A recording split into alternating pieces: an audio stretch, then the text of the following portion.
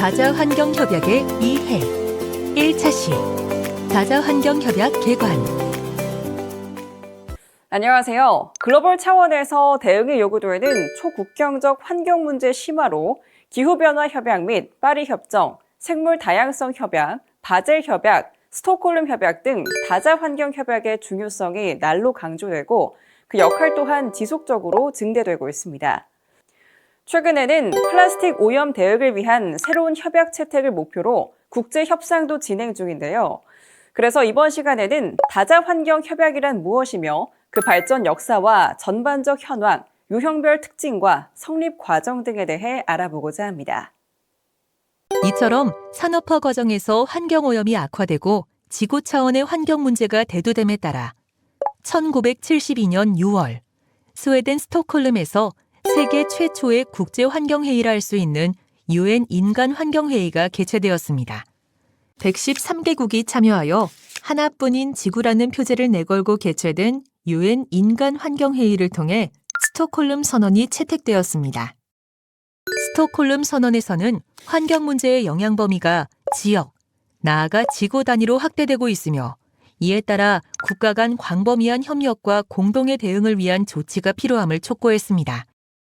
또한 환경의 보존 및 개선에 관한 26개의 원칙을 제시했는데요. 다자환경협약의 중요한 개념적 근거로서 적용되고 있습니다. 또한 UN 인간환경회의에서는 지구촌 환경 문제를 다루는 국제기구인 UN 환경계획의 창설을 결의했습니다. 이 중 특히 원칙 21은 국제사회에서 보편적으로 승인되는 국제관습법으로 작동하고 있습니다. 스톡홀름 원칙 21에는 모든 국가는 UN 헌장 및 국제법의 원칙에 따라 자국의 환경정책에 준하여 자원을 개발할 주권을 보유함과 동시에 자국 관할권 내의 활동이나 규제가 타국의 환경이나 관할 지역에 피해를 주지 말아야 할 책임이 있다라고 제시되어 있습니다. UN 인간환경회의를 기점으로 UN을 중심으로 하는 다자 간 협력체계 구축이 활성화됨에 따라 다자환경협약의 채택이 본격화되어 폐기물 및 그 밖의 물질의 인류의 경제 및 사회 발전의 필수 요소로서 현 세대뿐만 아니라 미래 세대에게 있어 엄청난 가치를 지닌 글로벌 자산입니다.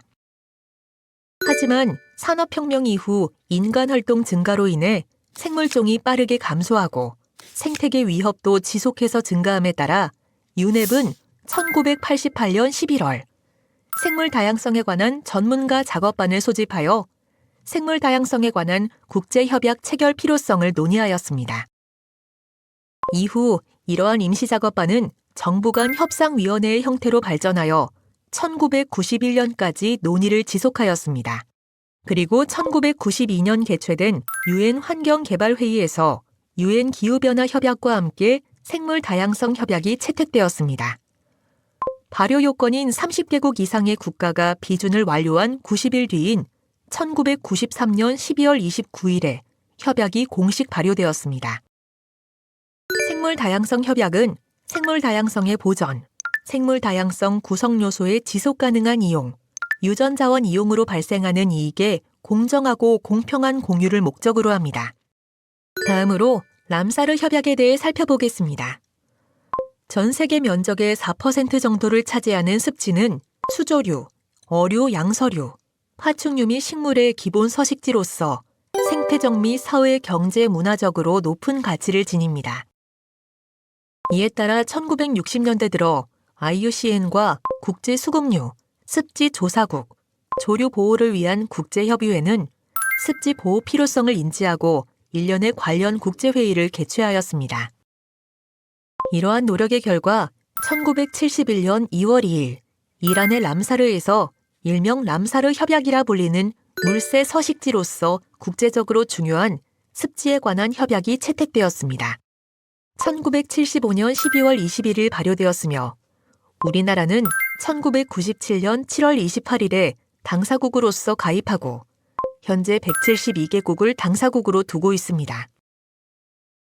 람사르 협약은 생태, 사회, 경제, 문화적으로 높은 가치를 지닌 습지의 상실과 침식을 억제하고 물새가 서식하는 습지대를 보호하고 지역 및 국가활동, 그리고 국제협력을 통한 모든 습지의 보전과 현명한 이용의 보장을 그 목적으로 합니다. 또한 생물 다양성 보존과 지속 가능한 이용을 위해 국제적으로 중요성을 지닌 습지에 대해서 람사르 목록으로 지정 관리하는 것을 목적으로 합니다. 협약에서 정의하는 습지란 자연 또는 인공이든 영구적이든 또는 일시적이든 정수 또는 유수이든 담수, 기수 혹은 염수이든 간조시 수심 6m를 넘지 않는 곳을 포함하는 늪, 습원, 이탄지, 물이 있는 지역을 뜻합니다. 람사르 협약에 따라 약 2억 5천 헥타르의 면적에 해당하는 2,503개소의 습지가 국제적으로 중요한 람사르 습지로 지정되어 보호 관리받고 있는데요. 우리나라에서도 현재까지 내륙 습지 17개와 연안 습지 7개를 포함해 24개 습지가 람사르 습지로 등재되었습니다. 및 캐리비안 그룹의 경우 비교적 여러 MEA에서 협상 그룹으로서 함께 행동하는 양상을 보입니다. 이에 반해 여타 지역 그룹 내 국가들의 경우 지역 범위가 상대적으로 넓어 환경적 여건이 다르거나 선 개도국이 혼재되어 있어 사회 경제적 수준차가 크다는 등의 이유로 함께 활동하기보다는 다른 협상 그룹에 소속되어 제각기 활동하는 모습을 보이곤 합니다. 또한 보통은 이러한 5개의 지역 구분을 기준으로 협약 당사국 총회가 순환하여 개최되며 COP를 개최하는 국가에서 의장직을 맡아 협상을 이끌고 나가게 됩니다. 이러한 원칙에 따라 우리나라는 제12차 생물다양성 협약 당사국 총회를 유치하여 2014년에 평창에서 개최한 바 있으며 의장국으로서 CBD 목적 달성을 위한 주요 합의사항을 담은 평창 로드맵 도출 등의 중차대한 기여를 한 바 있습니다. 여러 MEA에서 대표적으로 활동하는 협상그룹에는 유럽연합, 군소도서국연합 또는 군소도서개발국, 최빈개도국 등이 있습니다. EU의 경우 협상그룹으로서의 활동뿐만 아니라 지역경제연합으로서 대부분의 MEA에서 당사국의 지위 또한 갖고 있지만 EU에 속한 개별 회원국들이 투표권을 확보하고 있는 만큼 EU 자체는 별도의 투표권을 갖고 있지는 않습니다. AOSIS나 SID의 경우 MEA에 따라 다른 이름으로 활동하기는 하지만 그룹 간 소속 국가의 차이는 거의 없습니다. 군소도서국연합이나 군소도서개발국은 저지대에 위치한 섬나라 국가들이 속한 연합체로서 기후변화로 인한 해수면 상승이나 생태계 변화, 해양 오염으로 인한 영향 등에 매우 취약하며 경제적으로 매우 열악한 특성을 보입니다.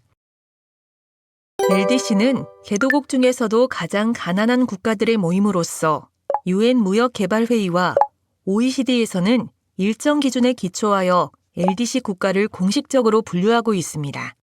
LDC에 대해서는 특별히 취약한 상황에 있는 국가들로서 재정 및 기술적 지원이 필수로 요구된다고 대부분의 MEA에서 인정받고 있습니다.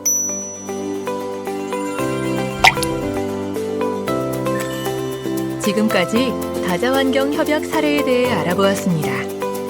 학습자 여러분, 수고하셨습니다.